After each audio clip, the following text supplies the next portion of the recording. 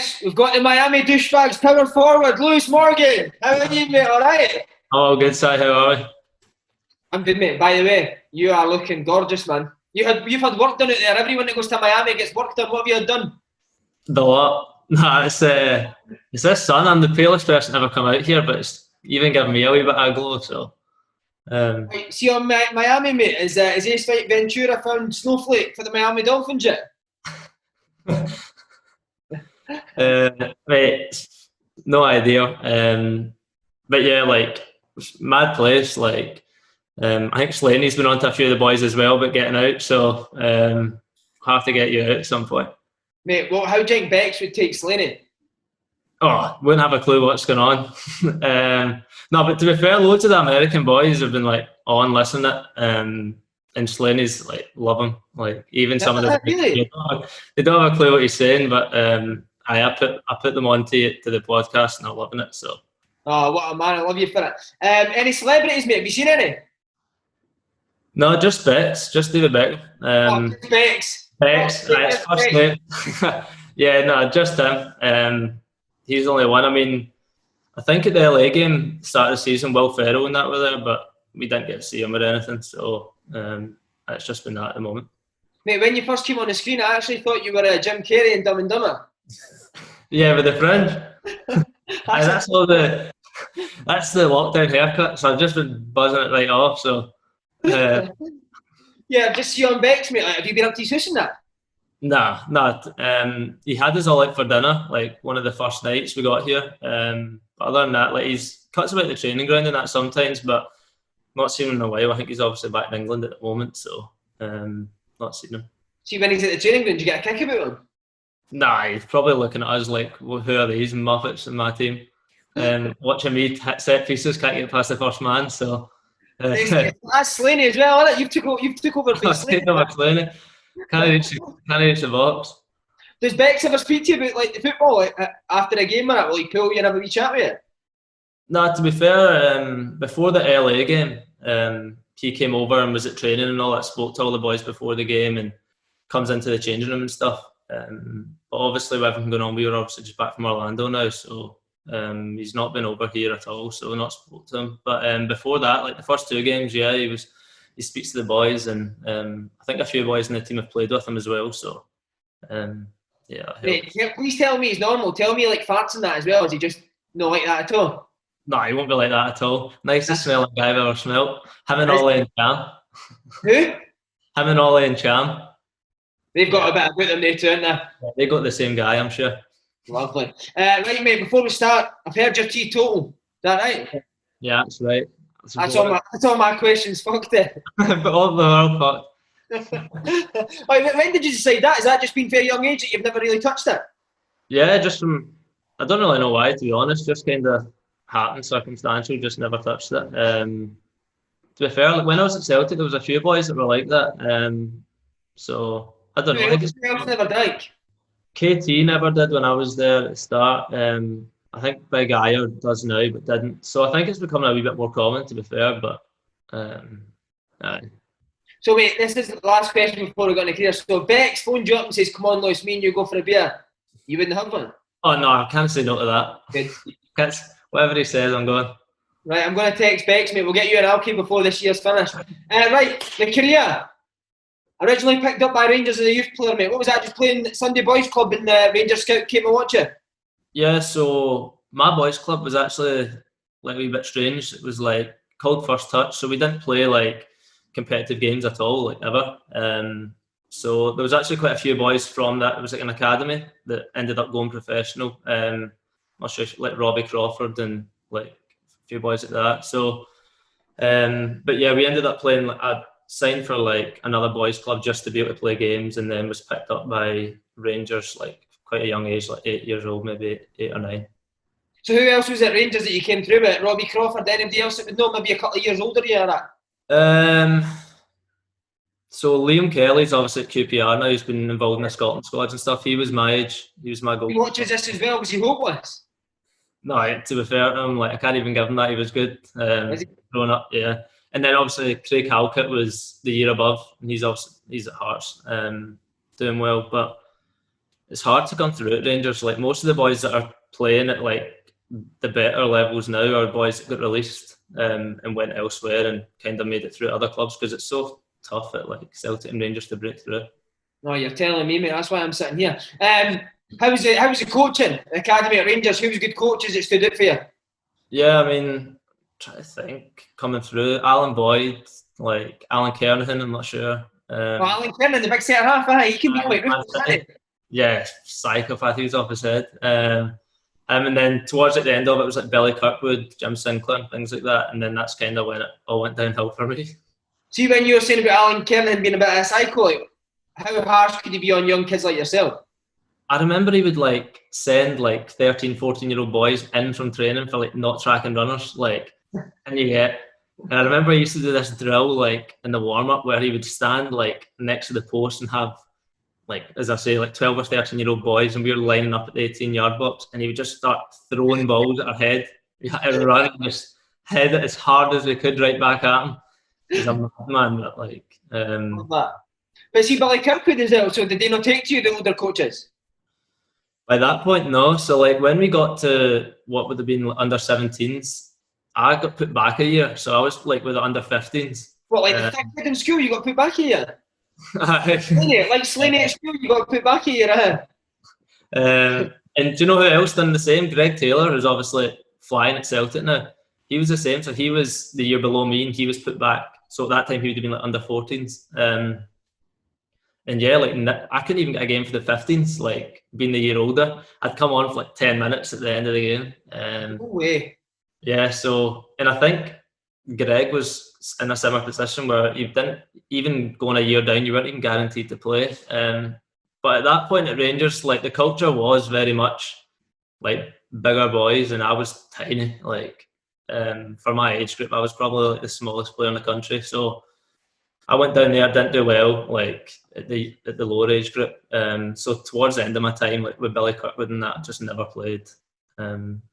So there you go. Any young players watching, me, it just showed you, because that Kieran Tierney was the same at Celtic. Couldn't even get a game for his own age group. Yeah. So at that time, did you ever feel like just chucking it? At that point, no, because I'm just playing for like the fun of it at that age. Like, obviously, like you're disappointed not to be playing and stuff. So I always kind of had it in the back of my head that I would have to leave at some point, or eventually I got released, which was the best thing that happened to me. But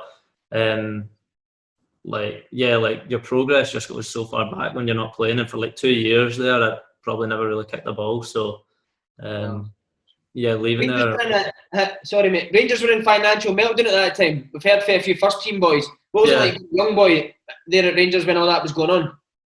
I mean, yeah, well, obviously I was in a different boat to like some of the other boys in my team. Like I think Tom Walsh, Danny Stoney, a couple of boys like that had been in when they were in the third division, and they managed to get a couple of games. But for me, like I was miles off it. I was nowhere near any of that stuff. So, but yeah, like obviously it was a tough time for everyone. But the boys like that were in my team were certainly thought there might be a chance here for us to go and play, which didn't really materialise. And then was Kev Kyle there? He's why Danny Stoney didn't play. He would have signed when I was there, but at that age, I was nowhere near the first team or anything like that. Like I was on the way out, so it didn't really affect me too much, to be honest. Can you remember how much he ate at lunch? Usually he would go in first, and our boys never got to go get a lunch. We had to bring a wee packed lunch in. Nothing left. Were you still doing boys' boots in that list? No, so I didn't even get to like that age at that point. Did you, right? No, so I left. I would have been like 16 maybe when I got released. So I done all that at like St Mirren. I came up with all that there. So at Rangers, it was just kind of youth football for me, not anything really beyond that. Do you remember the day you got released for Rangers? So it's a weird one. You know it's coming. Like so. It's happened to me a lot, mate. I know it's coming. It got towards the end of the season. I've not heard anything. And usually at that age, it's like I was going to get offered like a full-time deal or not, and you hear other boys have been offered it, and I've not been offered anything.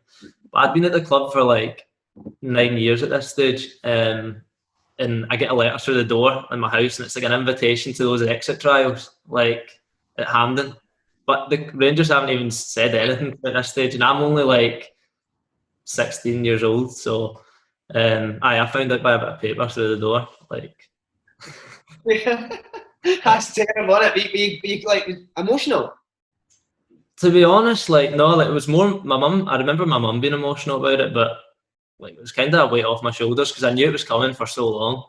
It was a bit of a relief because you're just clinging on to, oh, maybe I will get offered something. But yeah, then eventually, like a week after I got that letter, like Jim Sinclair was the head of youth at the time, like called me in and said, obviously I was getting released, but yeah, I found out through a letter I got through the door. So that's scandalous, mate, isn't it? And then St Mirren. Now I always wonder this because I take young kids at Celtic, and you know when they get released from Celtic, they think it's the worst thing in the world. See, when you get released from Rangers, the facilities that you have there, and then you go to St Mirren, is it a culture shock? I mean, yeah, a little bit, but at that point, so actually I went to those exit trials and like there was a few clubs. I think I ended up going to like Partick and St Mirren, but Partick was even worse because like you would get changed at the stadium, then get a bus to the training ground. So that was like a big shock for me. But St Mirren at least had like their own facility, you know, so it wasn't that bad. Obviously, it's a completely different scale to Rangers, but yeah, like to be honest, it was just about getting back to playing. I hadn't played in like 2 years at that stage, so I loved it. See, just last bit on Rangers, did you get to like speak to the first team players or anything there? Nah, no. I was, as I say, I was miles off it. So that is when you know you're miles off it. You can't even speak to them. No. Who was in that youth team at St Mirren then? So we had like me, Stevie Mallon, Jack Baird is still playing there, but like in our under 20s team, obviously McGinn had kind of kicked onto the first team. Kenny was maybe like a year older. We had like Jason Naismith, Sean Kelly, a couple of really good players that are obviously doing all right for themselves at the moment. But we had on Kenny and John McGinn. Sorry to interrupt you, mate. On Kenny and John McGinn, could you tell that even back then that they could play at that sort of level that they're playing at now? Yeah, I mean, with McGinn, it was more about like driving. Like he's so strong and athletic and stuff. But like Kenny, when you would train with ever the first team, he was like so good on the ball. He was so moany as well, though. Like see a young boy going up and training with him, like didn't want to give the ball away ever because he was on you. But to be fair, that's like it's good from the older boys to be on the younger boys, but he was bad for it. Probably worse than Gowser at the time. Probably. You did with Gowser? Yeah, like I was there for 1 year with him. Like I was youth team, but I would train quite often with the first team, and no, Kenny was harder than him, I think. Was he? Yeah. So what? Kenny McLean would proper give you? I'm not sure if it was just me, but like I remember him like being tough. Like you would never want to be in his team in training, like because if you done anything wrong, he was on you. But yeah, and then McGinn's obviously flying now. But yeah, he was just different. Like he's one of the centre mids that like drives with the ball, so he stood out as well. What about in terms of the first team terrorising you off, like in the changing rooms and stuff like that? Did that go on back then? It was kind of getting to the end of that. Like obviously, I'm sure now it's a bit different there, but yeah, we had like Stevie Thompson and all that running the changing room, so the young boys got it. Like yeah, we got it quite bad. Obviously, you do like singing in that at Christmas. It was carnage. Like had the boys doing all sorts.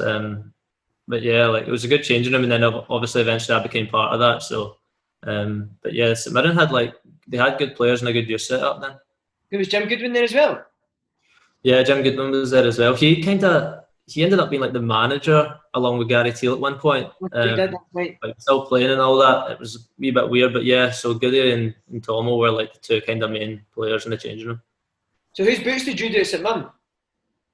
And Tomo's, because I knew we got the first year I'm not sure who I done, but the second year of like my under 20s, like Teal and Tomo were the ones that had the cash. So I thought clean their boots. I'll get he was meant to be absolutely minted, didn't he? Oh yeah, big time. And I knew if I cleaned their boots, I'd be getting a good bonus because at that point you don't make any money. So, how much did they give you? How much was it? You remember how much you got? They gave me like 250 quid or something. Tomo was similar, and that's like 2 months' wages back then when you added them both up. So, I picked them wisely. Mate, 250 each. That's brilliant, isn't it? I think it was something like that, 250, £200 each. But I knew that, like that's why I made sure I had their boots at the start of the year. You're no daft, young man. You're no daft. I love it. Any deals with Danny Lennon? We've had some great stories about Danny Lennon on here. I remember him like he would do. I think there's been people on here said it before as well. Like he loved doing that insanity, the workout. So like he would do that insanity, but he'd just have his like pants on. And if you walk past the gym at the wrong time and like caught eyes with him, he's like, "You get in here!" Like, we're doing insanity. She would doing insanity with Danny Lennon. He's got nothing on, and then after it, he'd be like, "Right, well done. Like, go clean my car now." So you'd be out hoovering their car, and you'd be like, "Danny, like, Gaffer, I've got training." Like, like people would be like, "Oh, where's Lewis or where's whoever?" And you're like, "Oh, he's cleaning the Gaffer's car." And then the next day, he'd bring his wife's car in, and you'd be cleaning her car as well. Like, but yeah, he was a bad guy, but he was in good shape back then as well. So, Mate, he's ripped. I think he's still ripped now. Yeah, he was shredded back then. Is it true he used to have like his initials and all his clothes and that, didn't he? Aye, everything DL. But yeah, like on it, we didn't even wear them about the training ground. They just used to walk about naked the whole time. Is it true? About Danny? Yeah. I don't know. I'm only joking. No idea. I spoke to Gary Irvin today. We're going to come to Stephen Thompson now. Was it Alex Ray when Alex Ray was the manager and they used to send Tomo to take the warm-up 10 minutes early? Tomo had us doing all sorts of stuff in warm-ups. Like, I don't know if you've ever had any dealings with him, but he would like come out to the warm-up, you would put in a warm-up on, Tomo would like go on a headstand. Like, the boys would laugh and all that, and then after like 30 seconds it's not funny anymore. And we were doing a warm-up, Tomo would just like stay in this headstand for 5-6 minutes, go up with face bright red, fall down, like just lie on the ground for 10-15 minutes. We finished the warm-up doing the passing drill and Tomo's like away over the other side of the pitch.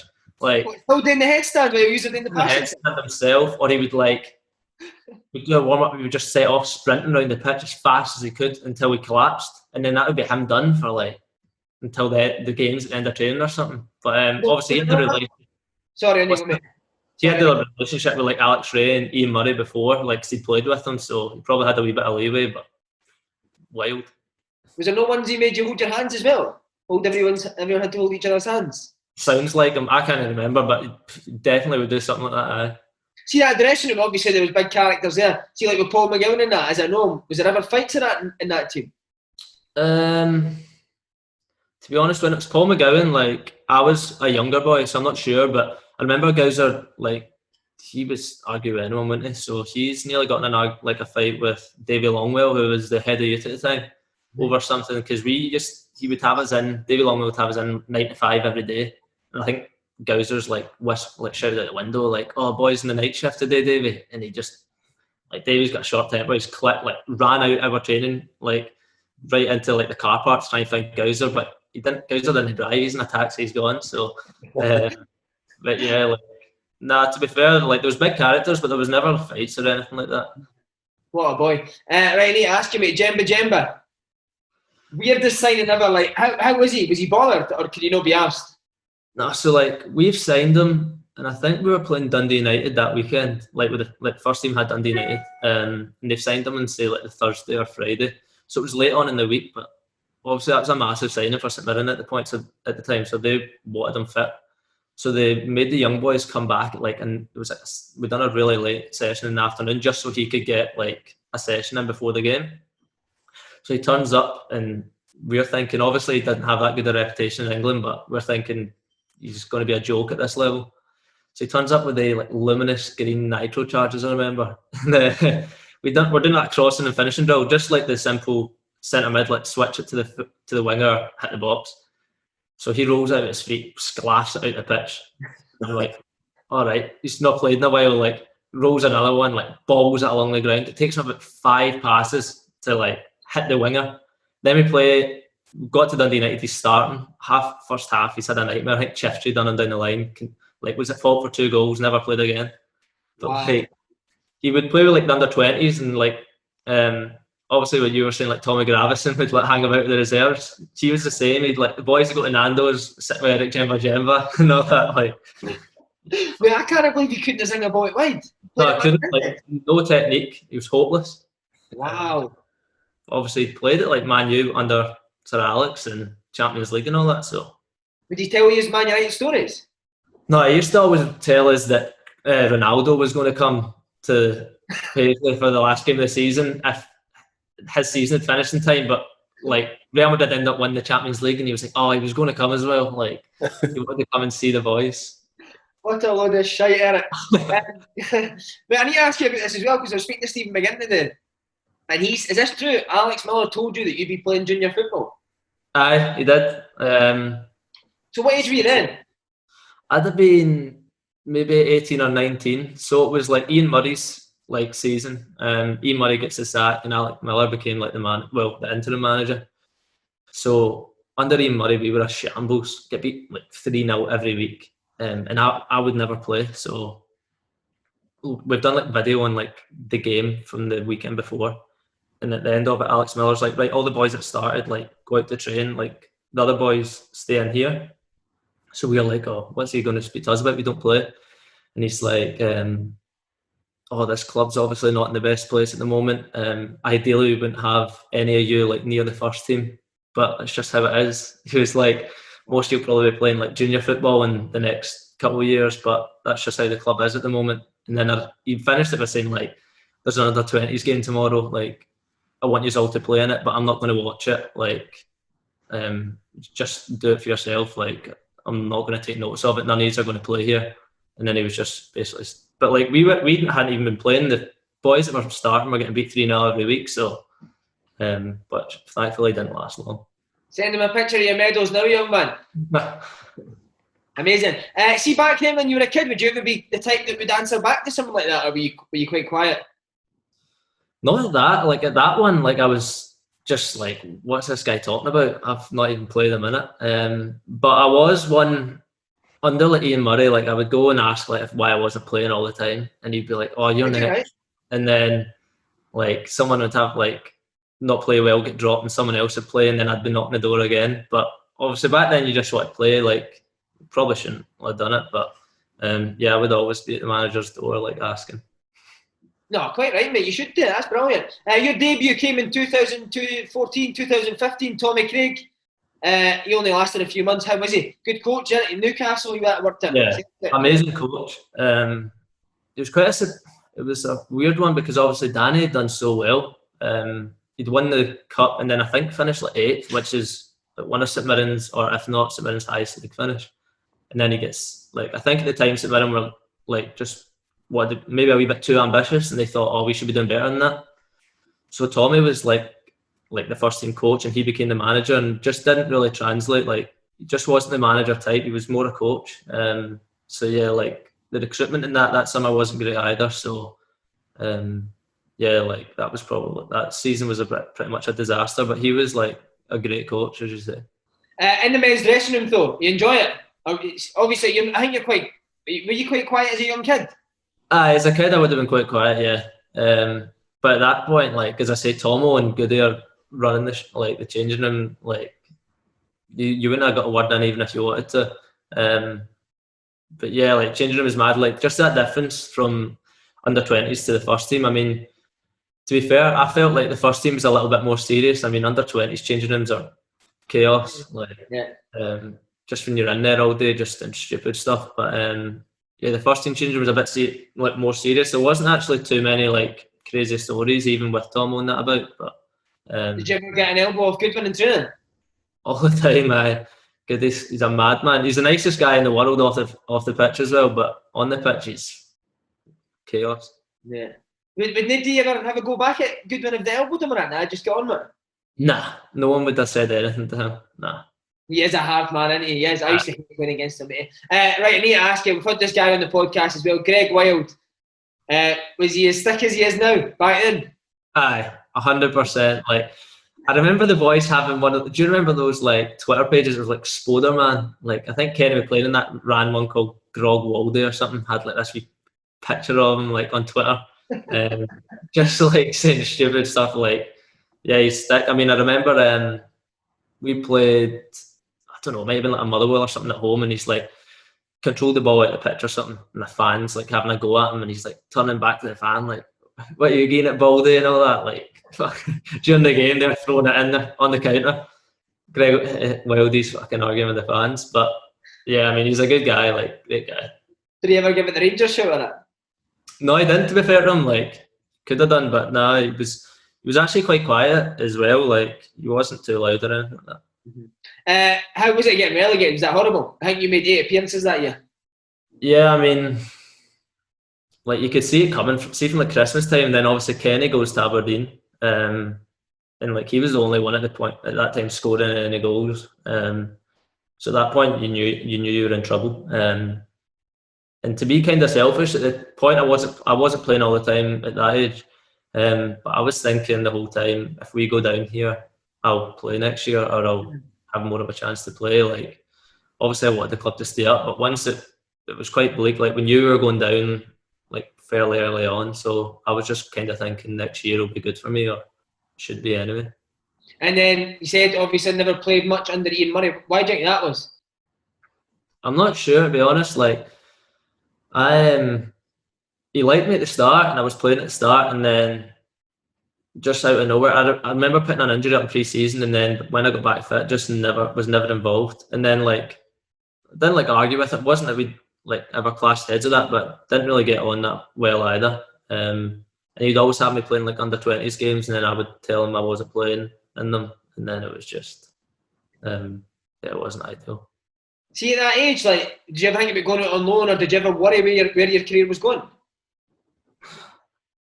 I mean, not really, but like at that time, all the loans were kind of done through Davy Longwell, who was the head of youth, and like there was always whispers of me going out on loan, but it was I never got the feeling that it was ever actually going to happen. Like I was ever actually going to go on loan. Like I felt like the club kind of wanted to keep me there, and I'm not sure what the reasoning was behind it.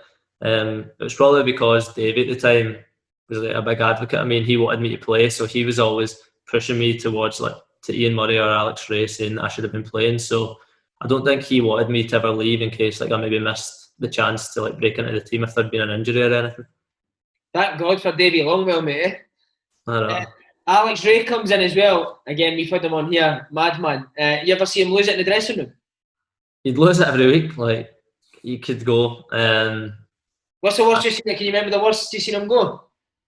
I remember we got beat 3-1 off like Queen of the South or something, and this was towards like I think it might have been the start of that like the season when we didn't start too well under him, because he'd actually done well the season before, and we hadn't started too well. Queen of the South beat us 3-1 at home or something, and he's come in, he's calling us all ballless and all that, spitting all over the changing room. See that way he spits, and like eventually there's no saliva coming out.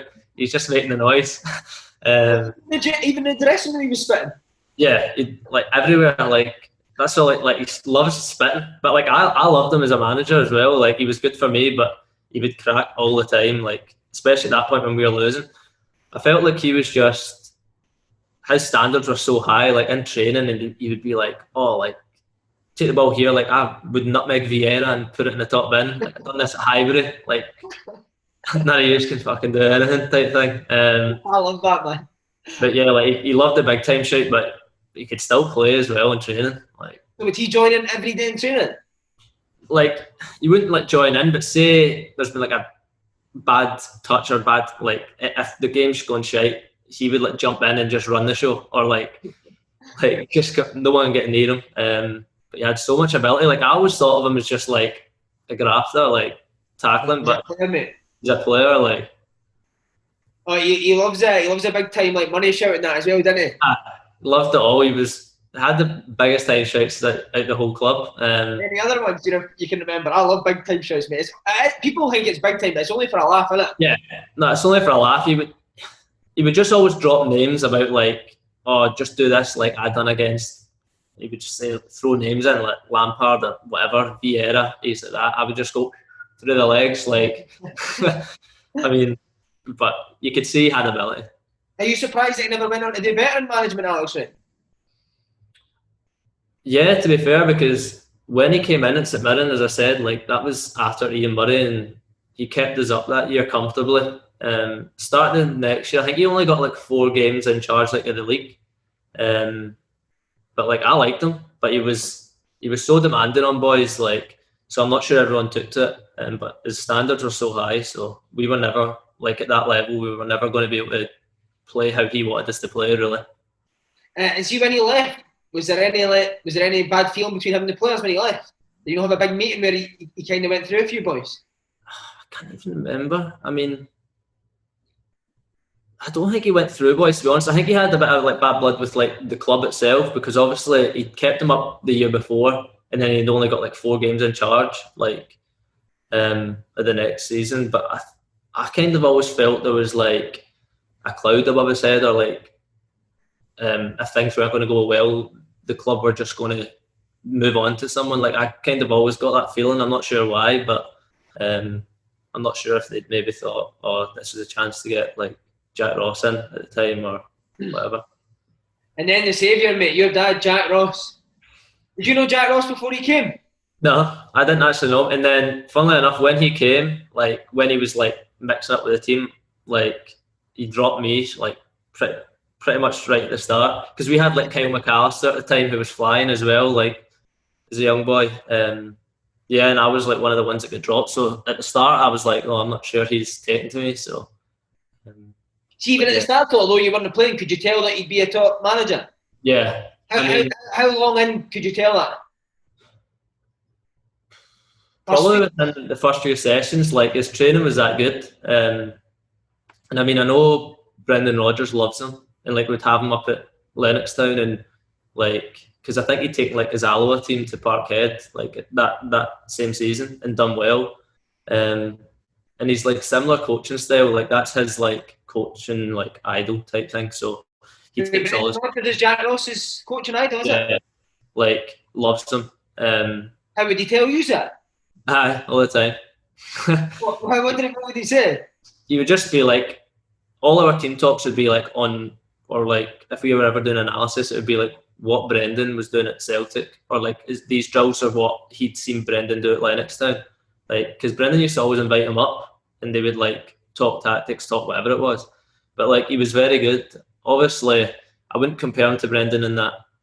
I'm not going to be disrespectful. He's like in the Premier League with Leicester, but like, can certainly, I'm not sure, get to like be as successful as that. You need a lot of luck, but I felt I would hold him just as high in such like the same regard as what I would hold Brendan Rodgers in terms of the coach. Be high tempo possession boxes and a bigger position. It's good. Yeah. I've watched it. I watched a few of them that are good. Was Potter his assistant at that time? No, so I was only with Potts at Sunderland. I think he tried to get him, but Dunfermline didn't let him come to St Mirren, so it was fouled. So who was it? Oh, James Fowler, right? Okay. Did you ever expect these to stay up that year? Because you were in trouble, weren't you? We were gone. Like I think we were 24 points behind Wraith, like at like Christmas time, and we obviously stayed up in the last day. I mean, when that run's going on, like at the start of the season, you just think, oh, we've got time, it will fix itself. Like, because man for man, we're better than at least half the teams in the league. But time was like, as time started running out, you do think like this is impossible to stay up. So see, then you said when you first came in, you never played. What changed? Like, at what stage of the season did he start playing you? So it was actually like, it wasn't I wasn't playing for a long period of time. I came in and I think we played like East Fife away in like Scotch Cup, and I didn't play, but I came on and scored 2, and we went through. And then I was still on the bench. Like the game after that, we played like TNS in the cup. Came on and like done well in the game, and then from there I was just back in the team. So it was only for like a couple of weeks that I wasn't playing, but. Yeah, at the start, I was one of the first people to get dropped. Wow. And even with Jack Ross back then, would you go and chat for his door as well? Not really, because obviously he's just came to the club. And I think at the time he was quite good with me. Like, he told me before, like, these games, listen, you've played a lot of football or whatever, like, I'm going to drop it just to freshen things up. And that's one thing I would say about him is, like, even the boys that don't play, he keeps them on side well, like, which is obviously kind of the hardest thing to do as a manager, I think. So you said 24 points behind. At what stage did you think, right, this is possible now?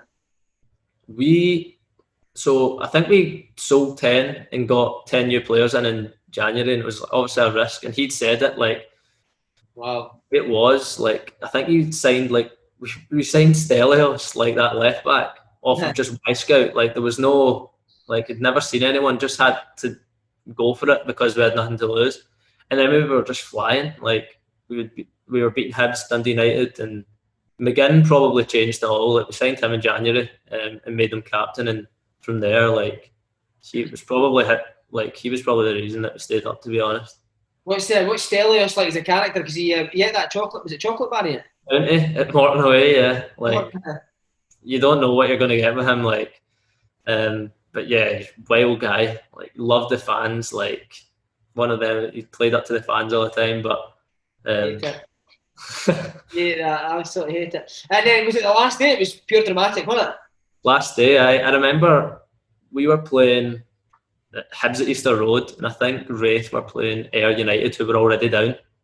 And we heard a cheer after like 2 minutes, and I've asked like, "Foul, what's happened?" And he's saying, "Oh, Wraith goalkeeper's just been sent off like 2 minutes into the game, and it's a penalty." But they missed the penalty, but we thought, "Oh, Wraith must be getting beat." So like we're not like chilling, but like all the Hibs boys, like I remember saying like, "Don't worry, like we don't care, like fuck off, you'll draw, like you'll stay up, stop like being busy." To start again, we are flying about the shop. Then we get in at half time. Like we're all buzzing because we think Wraith are losing. They're like, "Oh, Wraith are winning 1-0," and we were like, "Oh no!" So we go out to start a second half, and I remember like Holt for Hibs is like, "Stop being busy, stop running about. We're not going to score." I think he then scored like 5 minutes later, or like, and we were like, "Oh no!" Like we're going down. Then we equalised. Jason Cummins like hits the post right after, and I think Ayr scored like late goal, and then we stayed up because of it. But yeah, that was probably like my best like day like in football. Like once we stayed up like with the fans and stuff. What was the dressing room like after that? Mad, but like it was crazy. But I remember Lennon being fuming because he was a Hibs manager, and like they were getting the trophy that day, and he was fuming like big time. But like all the Hibs boys were like buzzing because they were getting the trophy. We stayed up like, but yeah, it was mad. So did you go in Edinburgh, or was it back to Glasgow, back to Paisley? Back to Paisley, we went out to like the Bankhouse, like it's a bar called the Bankhouse Bar or something. All the St Mirren fans were there, and to be fair, like it was wild, like all night. McGinn was loving it as well. McGinn? So he was probably the reason we stayed up, to be fair to him. So yeah. Would Jack Ross have a beer in that way? Aye, he would. He was good like that. What a man. Right, mate, the Celtic move comes about. When did you hear about Celtic's interest at first? Was it towards the end of that season? So we played Celtic in the Cup the year before. I think we got beat 4-1 or something, but we done well. Like, we were winning 1-0 until quite late on with St Mirren when we were bottom of the league. And that was when Brendan Rodgers says it was the best performance he's seen at Celtic Park in a while. Yeah. And Brendan Rodgers spoke to me after the game. Nothing like, he was just speaking to me, but he spoke to me for like a couple of minutes, like on the pitch. I didn't really read anything into it. And then that summer, I think Burton Albion had bid, and they were in the championship at the point. So I'm saying to like St Mirren, like I want to go like playing the champ. And Jack Ross at that point had told me, "Don't go, like you like Celtic are interested, I think. So just stay here for another year, and you'll probably go there." And I just think Brendan Rodgers told him that on one of their sleepovers. I think so.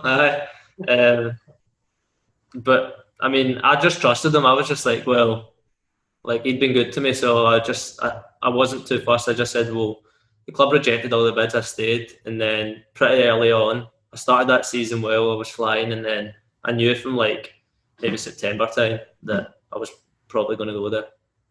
13 goals, mate, in the first half of the season. Where were you playing wide? So was Jack Ross, is he a big one for you? Goals? I want to see goals for you. Yeah, he was. I mean, the season before, I probably only became like a goal scorer when he came, because under like Alex Ray, I'd scored a few, but not a lot. And then he came in from like January to the end of that season before, I'd scored like 10 goals maybe. And then the start of that next season, it was the same. And you know how it is, like for attacking players, if you score or get assists, that's all that matters really. If you're like wanting a move, it doesn't matter how well you're playing. Yeah. So when did you actually get a concrete interest from Celtic? It must have been about November time maybe. And I'm trying to think how it all happened.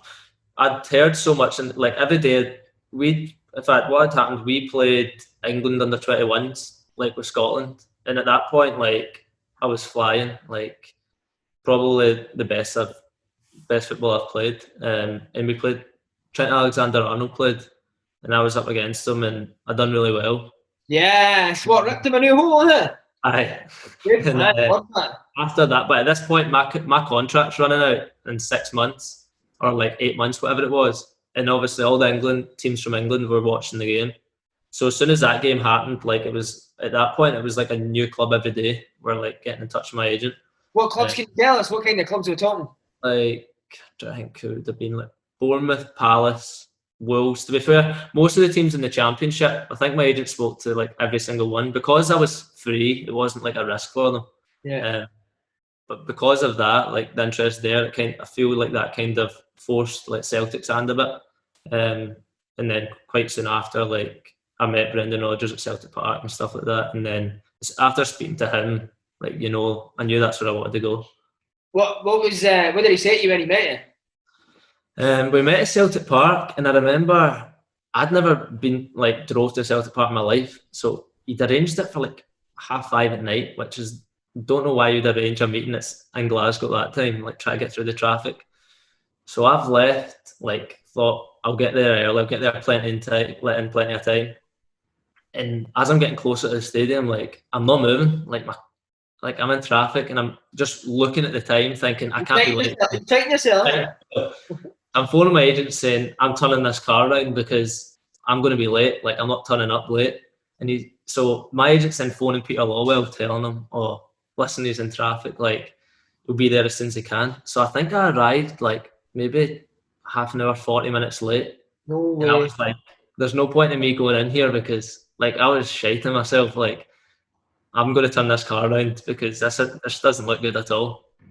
But it was all right because I wasn't his. Do you not stay in Barfield as well?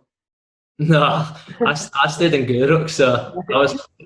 But I like when I get there, it was probably all right because like I wasn't his player and like he was trying to convince me to sign for the club, so it's kind of like a free hit. But once I had signed for the club, like he reminded me of it, like when I went back in, like for pre-season and stuff. But yeah, I mean, that night he never mentioned it, nah? No, I didn't. He just said don't worry about it, and then once I'd signed, I think I went in and like the first thing is like, oh, you've made it in time, like you can't be late at this club or whatever. Right. See, when you came the first time, what was he wearing? A suit? Aye, suit, the whole thing. Yeah, he always looked sharp, to be fair. But when you talk to him, some talker, isn't he? Aye, when you talk to him, like he makes you want to sign for him. At that point, you think you're the best player in the world after talking to him. So, see when you meet him, see for him to convince you to come to Celtic, is it a big PowerPoint presentation or is it just you and him sitting talking? Talking, but he had like a whiteboard, like, and he was drawing in the whiteboard, like all his ideas, everything, and stuff like that. I mean, the meeting was probably about an hour and a half, just me and him talking for that amount of time. See, when you meet a manager, obviously he was a Liverpool manager and all that. Do you say much, or is it pure awkward? No, I said nothing. Like I just agreed with everything he was saying. I don't even know what he was talking about half the time. I was agreeing. But yeah, like as I say, you could talk anyone into signing. Like, and like even with the other clubs interested. When I spoke to him, especially being like a Scottish boy, being able to like stay at home or like live close to home as well, and play for a massive club, so it was a no-brainer. What about Rangers? Was there any interest from Rangers in bringing you back? I mean, Rangers had been on to like St Mirren a few times, and like I remember St Mirren letting them know, we've accepted a bid from Celtic, like if you're wanting to make a bid. But at that time I don't even think they had a manager, or Murty might have been the manager. So they were like, oh no, we're going to wait and see what's happening. And then at that point I was just like, well, and I mean at that time as well, but the choice between Celtic and Rangers was a no-brainer with Brendan Rodgers and everything going on at that club. So, you know, Murty that taught Stephen Thompson the headstands. Might have been. Tom taught him, I think, actually. Brilliant. Was it a bit surreal to putting a Celtic jersey on? Obviously, you were at Rangers as a kid. Was there any worries about that? Not really, to be honest. Like, to be fair, within me putting the strip on, getting the photo and all that, within 5 minutes, I'm on the back page of like the Daily Record with my Rangers strip on from like being a youth player. Like, Mate, that's ruthless for the Daily Record, isn't it? I didn't get off to a good start. But yeah, like at the moment, at that point in time, you're just buzzing, like thinking you've signed for a massive club and think everything's going to go plain. But obviously, it didn't go the way I wanted. Right, come on, tell us, how much were you on a week? You not compare that changing room. Were you not bothered that you were getting sent back to St Mirren? Was that your idea or was it the club's idea? So it actually worked out well for me because St Mirren had been pretty clear that they weren't selling me, like, because at that point they just wanted promotion and we were quite close to Dundee United. Like, I think we were maybe like 2 points clear. So they'd said, like, if we can't agree a fee with like a loan back, we'll just let you sign a pre-contract with someone because it's not worth, like, what would it be, 250 grand? Like, it's worth more for them to get into the SPL. So Celtic were actually all right. I think just because Celtic wanted to keep like a good relationship with St Mirren and vice versa, Celtic paid what would have been like the pre-contract fee and let me stay on loan. And then that way I was also getting paid by Celtic at that time as well. So it worked out best for everyone. But yeah, I was never going to be allowed to go from like to Celtic that window. I think Celtic eventually asked St Mirren if like Mikey Johnson or something could have went on loan because Johnny broke his leg and they wanted me earlier. Right. But St Mirren were like, no, like we want to keep him here because we want to try and get promoted. So you went and won the league with St Mirren? So won the league with St Mirren, yeah. Must be glad that you actually got to finish what you'd started, mate. Yeah, for sure. And I mean, St Mirren are still like, they're like the first club I look for. Like the results, I always look up on them because like love my time there. So yeah, I'm glad that I was able to play a part in that.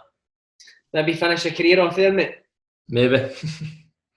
That'd be decent. You also got selected for Scotland at that time as well, mate. Flying. Peru and Mexico at the end of the season. How was it? Was it a big holiday?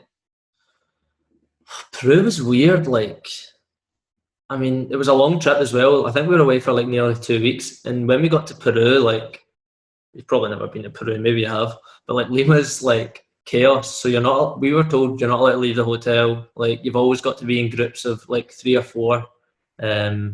Just because of like how much crime and stuff were there. We would go to training and like outside the training ground, there'd be like people with like riot shields, like, and they weren't new riot shields, had been used. So who was that, Griff? Griff didn't make that trip. But knows what he was doing. But yeah, like obviously at that point was flying, and yeah, like to play for your national team as well was brilliant. I've obviously not been able to add to like get any more caps since, but I've been about the squad. But I'm hoping now with like playing more regularly, hopefully I can get back into it. Who was it? Who were good lads at Scotland? Charlie, you had him on Wednesday. Yeah, Mulgrew. He was away. Absolutely hopeless. Yeah, he's like when he's away with the squad, like everyone just wants to sit at his table and listen to his stories. Like the best story. No, my stories, mate. He just steals them all.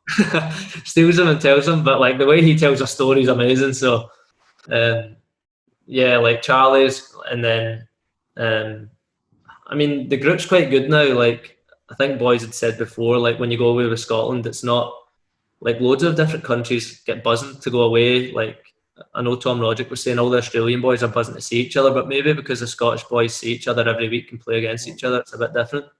But certainly now I feel like the squad's good and yeah, it's a good group. Is he like Prankies now? Does that not happen with international squads now? Nah, not at the moment. Nah, I don't think so. Need to get that back, mate. We need to get Slane in there, don't we? Right, Celtic, pre-season. Could you believe the standard when you went in? The thing is, like, at that time, like, coming from St Mirren, I was, like, doing really well, and then I obviously had the Scotland call-ups done well. When I went in, I just thought, oh, like, I'll just keep doing what I've been doing, like, and to be fair, when I went in for pre-season, I felt fine, like, I was, like, trained well and was playing in all the friendlies, and then Brendan Rodgers had speaking to me every day saying that I was going to play, like, every game or most games. At Yeah. that point, I was flying, so like I probably wasn't looking at the standard being like, whoa, I shouldn't be here. Like I was just thinking, oh, I'm playing with better players, it's going to make me better. And then I picked up like a bad knee injury. Well, not too bad, but I needed surgery at the wrong time, and then I probably never got back to full fitness for probably about a year or so, I don't think. Yeah, you need a wee bit of luck, mate, didn't you? Who stood out to you straight away? See, to be honest, Ryan Christie, when I went, like, Ryan's a good trainer, and like he stood out. Like obviously, Bruni like sets the standards when you get there. Like even the warm ups like 100 miles an hour, so it was crazy. But Ryan stood out a lot to me, and then obviously as the season went on, you see like Odson and things like that. But yeah, and like I mean, the list is endless. Like all the boys there are like quality. Mate, I went up to watch when I think you were maybe training, and even the warm up, mate, like you say, was like 100 mile an hour, eh? Yeah, Bruni just takes off flying. Like his warm ups are like compared to every other club I've been to, like nothing compares to. He's so intense, such an intense guy. As soon as he's on the pitch, like he's just 100% all in. See, early doors, did you ever get like reminded this is a different level? If you gave the ball away or that, would Bruni get on you? Not really, to be fair. Like Bruni was always good to me. I mean, he's got that way about him that he doesn't really need to tell you. Like you know, if you give the ball away, like F-stare, mate, innit? You know, he doesn't even need to say it. And like just him being a part of the session, you don't like. You always have to be focused and be on it. So yeah.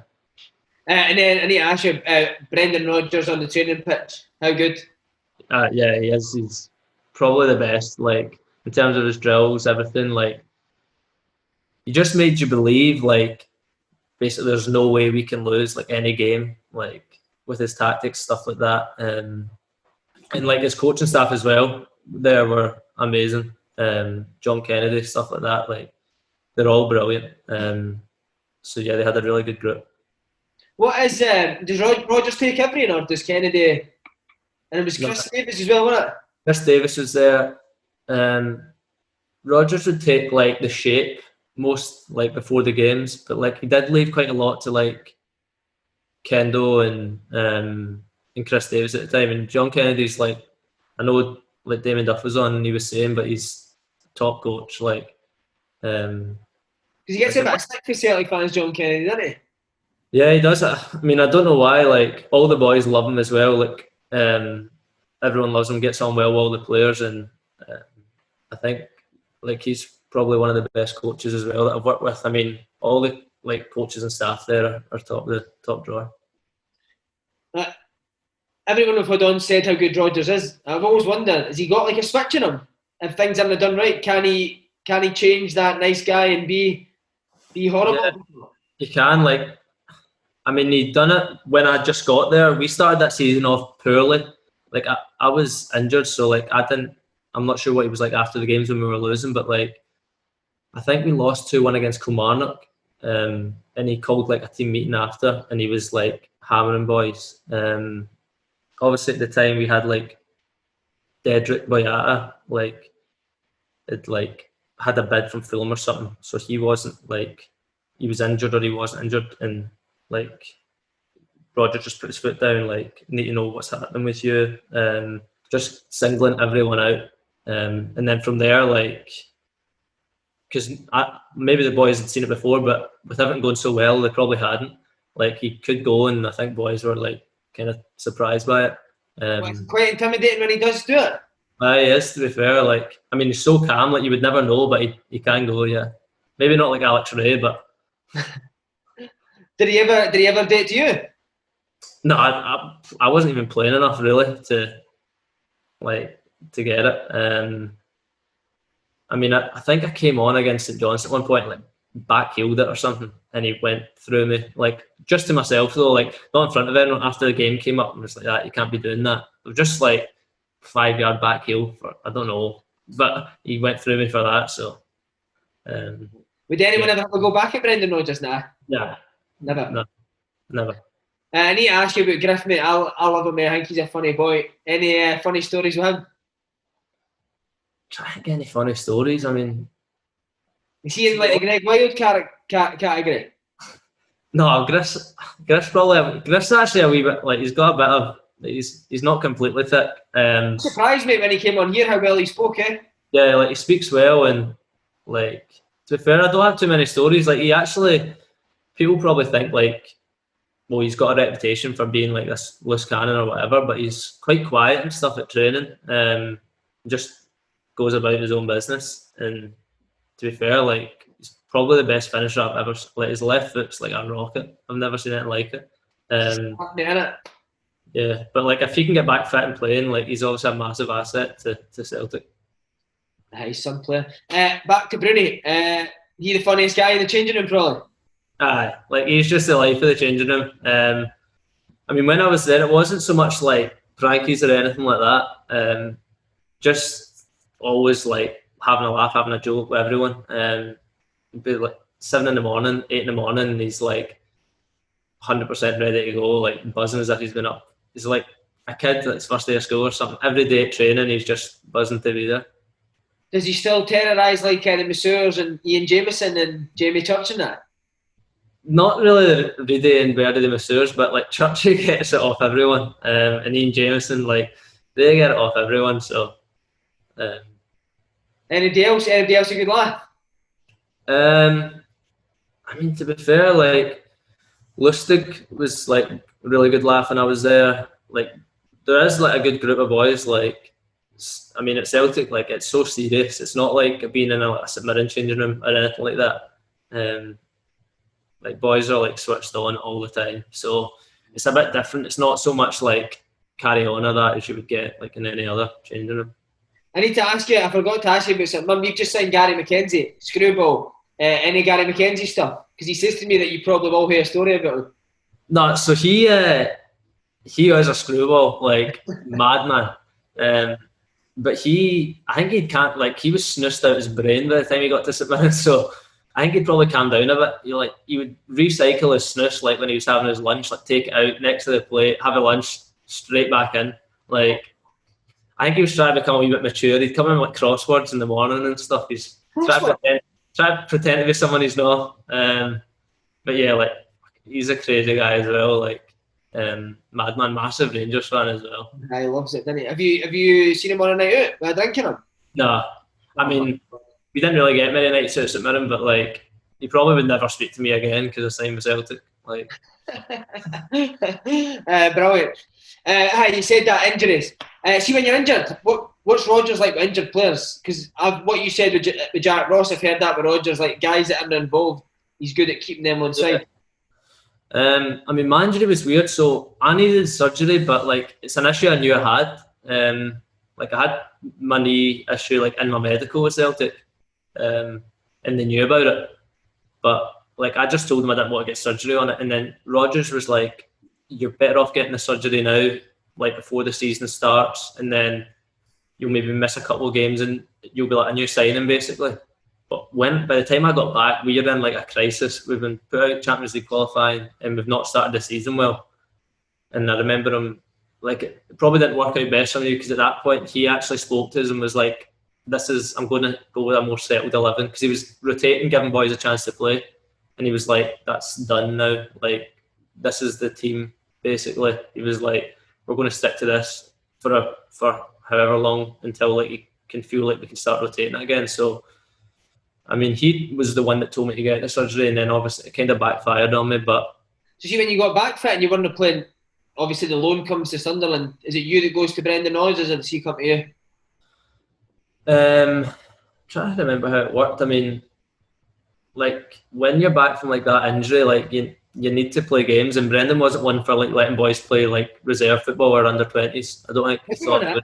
Nah, so we would never play under 20s, even if you weren't playing like a minute for the first team, you wouldn't be involved. Why is that, Jim? I'm not sure, to be honest. Like, it could be any number of reasons. Maybe just wanted boys to be fresh for training to keep the starting 11 like ready or whatever. But yeah, I mean, I definitely would have went to him and said about going on loan because I needed games because my knee just was every day in training wouldn't feel great, and obviously. With Jack Ross being at Sunderland, I thought that's like, because I was going to go to Aberdeen, Hibs or Sunderland, and Lenny had phoned me at Hibs, and I'd spoke to McInnes, but obviously with Jack Ross and like Sunderland were a massive club, so I just went there. Did Jack Ross tell you to bring a pair of Brendan slips down with you? I got a few in the case shop. Were you surprised at how big a club Sunderland as well? Mate, I watched that documentary, it's wild, isn't it? Yeah, I mean, they're a massive club, but like when I was there, like you could tell it was not from like the management and playing side of it, but the club was like a bit of a shambles, to be honest. Just didn't have that good feel about it. Like when you were there, it was quite negative. Like the dressing room wasn't negative, but there was like groups, like, so it was just like, it was a hard team to like settle in and like play well in. Like just wasn't really a good fit. What, did Jack Ross not fix that, I thought, with the cliques and the division? He did. He was quite good. So he got like most of like the big earners out, like as many of them as he could. But there were so many of them. Like when you've got boys on like 40 odd grand a week in League One in England, that you're never going to get them out of the club. And then obviously we had Aidan, like McGeady, who, like, I mean, I don't think English boys knew how to take him at all. So what would you say to them? I love Aidan's stories. What he's ruthless, isn't he? He's ruthless. Like, I've never seen anyone that ruthless. He would come in, like, I think we drew maybe with like Burton Albion or something, and he comes into the changing room and he's like, "You just can't play in front of that. Burton Albion, Wednesday night, 1 each. You'll never get any. You'll never play any higher on this level." Like, and no one would say anything to him, or he would like single someone out, and everyone was scared of him. Like, but I mean, for the Scottish boys, he was good because there was a few boys down there, and I got on well with him as well, and he was still had like loads of ability. Like, he was their best. Oh, he's frightening, isn't he? He's frightening, isn't he? He was their best player by a mile. He's fell out of Phil Parkinson now, isn't he? Yeah, like, I mean, he's got like a temper. Like in training, sometimes if things aren't going his way, we'll like boot all the balls at the drill, or like just stupid things like that. But you can, like, I mean, at that point, like, he's winning games by himself, so you've got to kind of let him do what he wants. But but Jack Ross no mind that. I mean, Jack Ross has always been quite good with that, like, in my dealings with him. So, like, obviously Stephen McGinn, like, is a big talker as well, and like he would have a moan in the changing room, and he always knows when to like stop it, like bite, like he can like just kind of clamp a player and put him in his place. Like, remember McGinn done one away to Inverness, we were winning 2-0 and drew 2 each or something, but we'd been flying, and McGinn comes in and he's like having a go at everyone, and Jack Ross is like kind of put him in his place. Like, I give you a lot of freedom, but stop, basically like shut up, don't fucking talk. Like, I've told the boys we done well, we got 2 each, and you're saying the opposite. And McGeady was the same. Like, he would say things in the changing room, and Jack Ross always knew when to like stop him and be like, "Right, shut up now. Like, you've had your say." Yeah. Aidan, man, what a boy. So none of the boys would answer him back now? Never. No, he would just cane boys. Like, we had obviously Luke O'Nine. He won a raffle to get a Sunderland team, didn't he? He'd like read books or like be studying, like doing whatever he was doing in the bus, and kids would be like, "What are you reading?" Like, because kids is smart, like he's clever, like, and he like always, like, if anyone was ever talking about anything clever, kids had to be involved in the conversation to show that he was more smarter, like he had more about him. Luke O'Nine, mate, honestly, is he having on that programme? He, I've not watched the second season of that, but like he would have been all over that. He's like another Stelios, like he's playing up to the fans and stuff. But is what it is. Who else would have been on big money at Sunderland at that time? We had Ryan Oviedo, Carmel, like these players. I mean, Oviedo would be like running around the pitch. Just you would go jog around the pitch for the warm up, and then Brian would just like take off halfway and just run back into the building, like, because he couldn't be arsed training because he'd say his calf was sore, but there's nothing wrong with his calf. Like, or if we ever had an away trip and we had to like go away with the night, because it was just him and his wife and his kids like staying in Sunderland from like Costa Rica. So like if it was an away trip, he wouldn't go. Like, he would just be like, "I'm injured, I'm not going." Deary me, man. What about Cattermole? What's he like? Him and Aidan must have clashed. Aye, they did.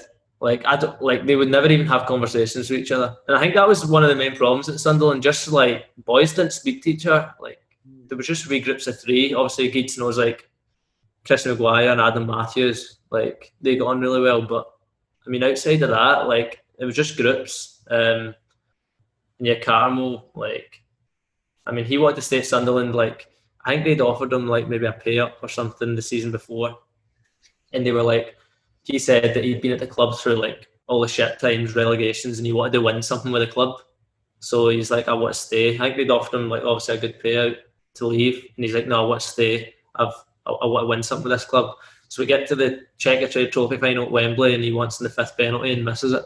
We lost it because of him. So that sums it up. Wait, why does he pull his shorts up so high? Oh, tuck the shirt like his socks low, tucks the shirt in like. Miles off it. But it's mad that he's made the money. Husley Catton won it, didn't he? Yeah, I mean, to be fair, he's like just an intelligent player. Like if you watch them in training, like if you put him in like any other team, he's never going to be a standout. But he was quite intelligent and stuff like that. But yeah. I mean, you must have done something to play at that level. See on the Netflix documentary, like can you see the cameras in the changing room and about the place? So Jack Ross clamped down on that as well because they had them in the changing room the year before, and I think Geeds kind of got caught out by saying something about like the club, that the manager wasn't telling them how to play, or like they had no idea what was going on. So Jack Ross obviously, I'm not having that. Like, so they weren't allowed in the changing room, but they like would walk about all the time, and then you'd get the same group of boys who always wanted to be a part of it. They'd be like, "Oh, can we do filming? Like, look 09 or whatever." But it wasn't for me. So see, like the guys that are holding the cameras, are they standing at training with cameras filming everything? Aye, or like if you were walking down like the hall to lunch, they'll like they're filming you walking backwards. Like everywhere you went, they were there. But Jack Ross kind of clamped down on it a little bit and was like, don't really want like because I think the year before they had basically freedom to do whatever they wanted, and I think he was like, nah, like don't want that. The two owners, mate, I need to ask you, two Rockets. Did they get involved with the players? Not really. Like when I signed, like I met Charlie Metvin like after I'd signed, and I mean, to be honest, him and like they didn't even know the first thing about football. And like either of them, it's just like two businessmen running a football club. So, I mean, their expectations and what they'd like assembled, the squad they'd assembled, were just totally unrealistic. And I think like if they'd left Jack Ross in charge, like they'd probably be in the Championship now. Like he would have turned it round the same way he turned St Mirren round. But yeah, I mean that's like the club was just weird when I was down there. It was just like not the best place to be, like with the owners and all that and everything going on. They were David Brent a bit, weren't they? Aye, full on. Like, I mean Charlie Metvin. I mean everyone's seen him on that documentary now. Like. Everyone's seen him for Did you hear him doing stuff like that?